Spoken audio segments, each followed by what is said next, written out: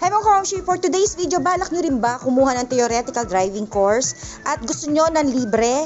Ayan, for today's video, isi-share ko sa inyo kung paano kami nakakuha ng libreng theoretical driving course.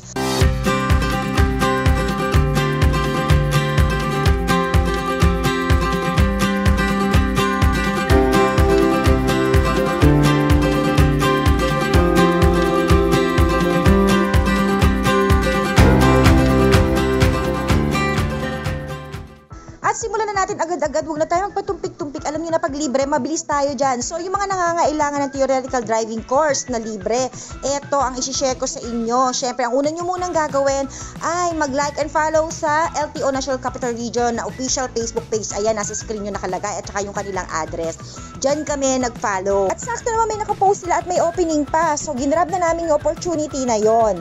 And kayo din, kung gusto nyo rin makakuha ng free PDC, ayan, dyan lang kayo mag-abang at nagpo-post sila monthly. At nakalagay na rin doon ang kanilang link kung saan kayo mag-fill up at saka yung mga slot na open nila. So pabilisan na lang para maka-reserve kayo agad. So ngayon samahan nyo kami kung paano kami bumiyahe papunta doon from Antipolo going to LTO NCR G. Araneta. So it is medyo malayo-layo sa amin, pero i-compute mo naman kumpara sa babayaran mo pagka ikaw ay sa mga driving school na enroll ng TDC ay 1,000 to 1,500 ang bayad niyan. Pero siyempre dahil kahit malayo tong G. Araneta sa Antipolo ay mas ginusto na rin namin pumunta doon dahil pamasahe lang. So mas mura pa, malaki pa rin ang matitipid namin kumpara sa magbabayad kami sa driving school. At ang kagandahan pa nito, mismong LTO ang nagkakandak ng training. At ayun nga, sumakay na tayo dito sa LRT2, then bababa tayo sa BMAPA. Pwede rin naman kayo mag-jeep kung ayaw nyo mag-LRT, pero mas matraffic at matatagalan kayo. Siyempre, alam nyo naman sa area na yan, lalo na sa Cubao, sobrang traffic dyan. So, para mas mabilis ang ating biyahe, nag-LRT na tayo. And so, ito na nga, nakarating na tayo sa BMAPA Station. So, bababa na tayo dito. Ayan. At maglalakad lang tayo. Medyo mahaba-haba lang yung lalakarin natin papunta dun sa terminal ng jeep. So nagtanong-tanong na rin kami kung paano pumunta doon sa pinaka-terminal na sakayan. Pwede rin kasi may iba din kasing daan na sa Santo Domingo Church kayo bababa. Pero ito yung mas convenient at mas mabilis na way. At paglabas natin dito sa LRT station na to, ayan, naglakad lang kami pabalik dahil dun ang terminal sa may bandang mga condo unit nakaharap ng Central Colleges of the Philippines, if you are familiar sa CCP. Yun, sa may Mesa Condominium. So ito siya. Ito na, mga nakapila na dito yung jeep. Ayun, dun pa na dun yung nilakad natin pabalik.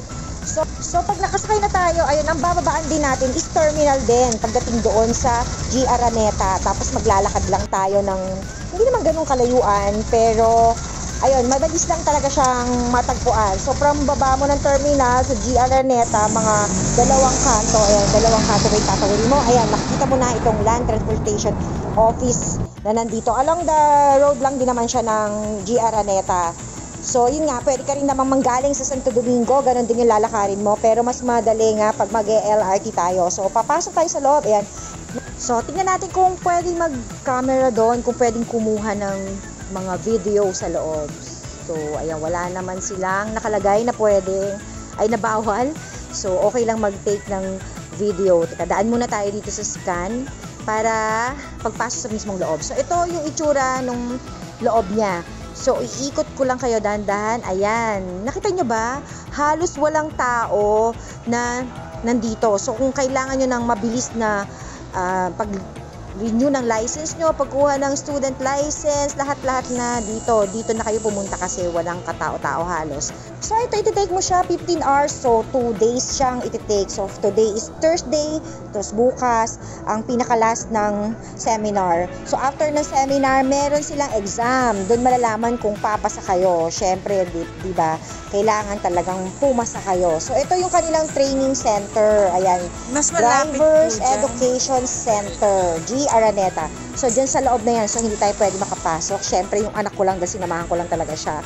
Yan, ganito ang itsura niyan. Malawak pa yan dito sa loob na yan. So, ngayon, pabalik na ako dahil hinatid ko lang siya. O, dahil hindi namin talaga alam tong lugar na to. Siyempre, hahanapin pa namin. Kaya, sinamahan ko na lang din siya. Kaya, yun nga. Eto, tingnan nyo. Walang masyadong tao talaga siya. So, pabalik na tayo. Kaya, dito na lang kayo pumunta. Mas maganda. Bilisan nyo na lang mag-abang sa kanilang website, sa kanilang page, para makakuha agad kayo ng slot. Siyempre, malaking bagay rin naman yung matitipid nyo. 1,000 to 1,500 pesos yung pwede nyong matipid pagka nakakuha kayo ng free slot. So, ibibidyo ko naman yung pauwi natin. Ayan, para makita nyo kung hanggang saan yung nilakaran ko pabalik. Diba? Kasi hindi ko siya na-video nung papunta dito dahil malilate na kami. Ayan, nagmamadali kami dahil ang schedule niya ay 8 a.m. So, ito na overpass, ayan, dadaan ka dyan, tatawid ka dyan para makarating ka doon sa kabila. Syempre, diba? Tapos, ayan, from here, bababa ka, maglalakad ka pa, isa pang kanto. Then, sa pinaka kanto rin nun, ayun, nandun yung sikat na burulan ng mga syala na char lang, pero kitang-kita nyo siya doon.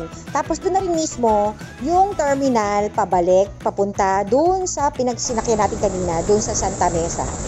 Hindi naman ganun ka-complicated ang biyahe, hindi rin naman kami naligaw kasi ako hindi rin naman ako magaling sa mga direksyon. Ayan, patanong-tanong lang din at saka medyo gusto ko may kasama para mas malakas ang loob, diba? So ayan, nakasakay na ulit tayo ng jeep, pabalik na tayo ng Santa Mesa Terminal, and then doon maglalakad na naman ulit tayo para makasakay tayo ng LRT pabalik ng Antipolo.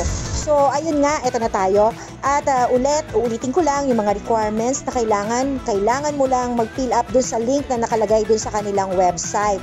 And first come, first serve siya. So, dapat mabilis kayo dahil mabilis din maubos ang slot. May limit din sila doon, pero wala naman silang inilagay na specific slot kung ilan lang yung open. Pero one whole month na nila pinopost yung schedule ng kanilang trainings. So, yung ngayong pang October nila ay nakapost na rin. So, yung mga gusto ng libre, ayan, dali-dalian nyo na, lalo na yung mga malapit dito sa area nito. Grab the opportunity na dahil malaki rin ang matitipid nyo dito. And again, maraming salamat sa inyong suporta at panonood. Sana ay natulungan ko kayo at kahit papaano ay nakakuha kayo ng idea. Please don't forget to like and follow my Facebook page and subscribe to my YouTube channel. God bless everyone!